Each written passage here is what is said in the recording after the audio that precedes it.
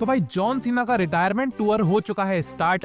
Royal rumble में John Cena को हार का सामना करना पड़ा था, लेकिन एलिमिनेशन चैम्बर में जॉन सीना को एक और मौका मिलेगा रेसलमेनिया में पहुंचने का। अब जॉन सीना रेसलमेनिया में पहुंच पाते हैं या नहीं ये तो हमें एलिमिनेशन चैम्बर में ही पता चलेगा, लेकिन आज की वीडियो में मैं आपसे डिस्कस करने वाला हूं वो 10 रेसलर जो जॉन सीना के रिटायरमेंट टूर में उनके अपोनेंट हो सकते हैं। तो वीडियो काफी ज्यादा इंटरेस्टिंग होने वाली है, इसलिए वीडियो को एंड तक जरूर देखना। तो देर किस बात की, लेट्स रोल द इंट्रो।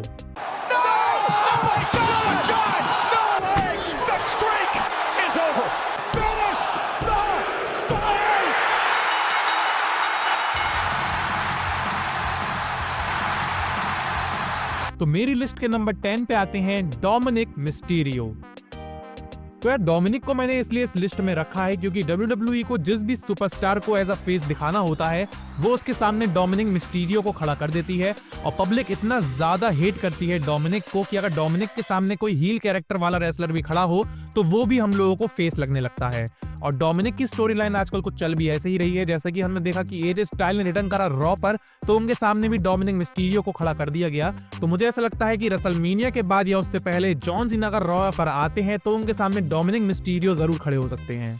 मेरी लिस्ट के नंबर 9 पे आते हैं कार्मेलो हिल्स। तो भाई कार्मेलो हिल्स मैं इसलिए कह रहा हूं क्योंकि उनकी भी स्टोरी लाइन डोमिनिक की तरह ही चल रही है। ब्रॉन स्ट्रोमन का रिटर्न हुआ स्मैकडाउन पर, तो उनके सामने कार्मेलो को खड़ा कर दिया गया था। एजे स्टाइल ने आई थिंक जुलाई या अगस्त में रिटर्न करा था, तो उसके सामने भी कार्मेलो को खड़ा कर दिया था। और मुझे ऐसा लगता है कि अगर जॉन सीना स्मैकडाउन पर जाते हैं एलिमिनेशन चैम्बर जीतने के बाद, तो जॉन सीना के सामने कार्मेलो जरूर आ सकते हैं। लिस्ट के नंबर 8 पे आते हैं ब्रॉन ब्रेकर। तो भाई ब्रॉन ब्रेकर मुझे ऐसा लगता है कि जॉन सीना के रिटायरमेंट टूर में एक ना एक मैच जॉन सीना का ब्रॉन ब्रेकर के साथ होना जरूरी है, क्योंकि अगर जॉन सीना को ग्रैंड स्लैम चैंपियन बनना है तो उन्हें एक ना एक बार इंटरकॉन्टिनेंटल चैंपियन जरूर बनना होगा।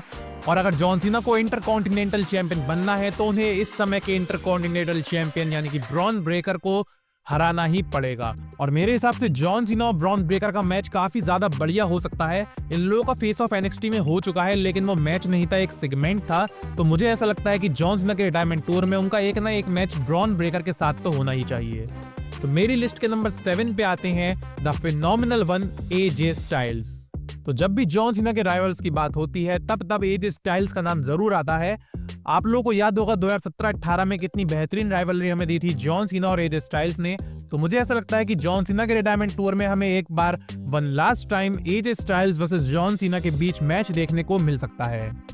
तो भाई लिस्ट के नंबर 6 पे आते हैं ड्रू मैकिंटायर। ड्रू मैकिंटायर भाई मैं इसलिए कह रहा हूं क्योंकि अभी ड्रू मैकिंटायर की कोई ऐसी खास स्टोरी लाइन चल नहीं रही है, और अगर जॉन सीना एलिमिनेशन चैम्बर जीतते हैं और रेसलमेनिया में भी वो कोडी रोड्स को हरा देते हैं और चैंपियन बनते हैं, तो जॉन सीना के सामने ड्रू मैकिंटायर जरूर ही आएंगे। और मुझे ऐसा लगता है कि एक ना एक बार भाई हमें जॉन सीना और ड्रू मैकिंटायर का भी मैच देखने को मिल सकता है जॉन सीना के रिटायरमेंट टूर में। लिस्ट के नंबर 5 पे आते हैं the visionary Seth freaking Rollins.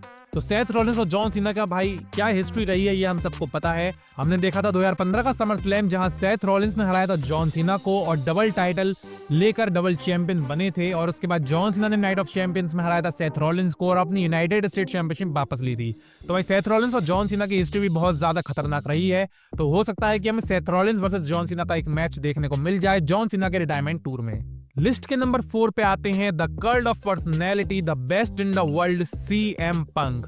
John Cena versus CM Punk बहुत ही खतरनाक राइवलरी रह चुकी है ये। अगर आपको याद हो 2011 में मनी इन द बैंक में इतना बढ़िया मैच दिया था इन दोनों ने कि उस मैच को greatest match of all time में गिना जाता है WWE के।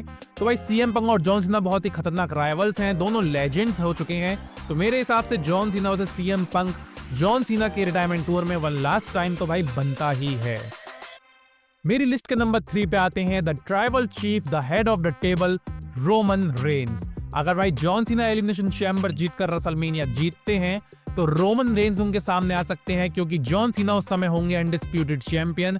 तो सबसे बड़ा कांटा जो जॉन सीना के रास्ते में होगा वो होगा हमारा tribal chief the head of the table Roman Reigns. और मैं आपको बता दूं जॉन सीना कभी भी रोमन रेंस से 1-on-1 मैच में नहीं जीते हैं, तो ये देखना भी बहुत ज्यादा बेहतरीन होने वाला है कि क्या जॉन सीना अपने रिटायरमेंट टूर में रोमन रेंस को हरा सकते हैं या नहीं।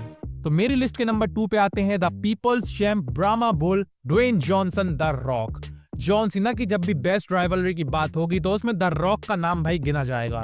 हम लोगों को याद है 2011 और 2012 की रेसलमेनिया, जहां पे हमें once in a lifetime matches देखने को मिले थे जॉन सीना और रॉक के बीच में। और भाई मुझे बहुत ही स्ट्रॉन्ग फीलिंग है कि जॉन सीना के रिटायरमेंट से पहले हमें जॉन सीना वर्सेस रॉक का एक ना एक मैच देखने को जरूर मिल सकता है। तो मेरी लिस्ट के नंबर 1 पे आते हैं the legend killer, the viper, Randy Orton.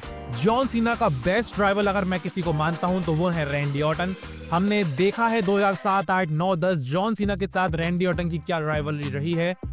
और मेरा ही नहीं, बहुत से लोगों का ड्रीम मैच है कि जॉन सीना का जो आखिरी मैच होगा दिसंबर में, उनके अपोनेंट रैंडी ऑर्टन होने चाहिए, क्योंकि हम लोग देखना चाहते हैं one last time John Cena versus Randy Orton for the undisputed universal championship.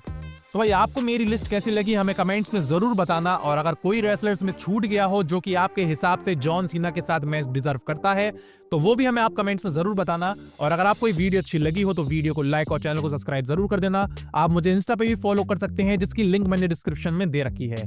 तो मिलते हैं नेक्स्ट वीडियो में। मेरा नाम है ऋषभ और आप देख रहे हैं रेसलिंग ब्रो।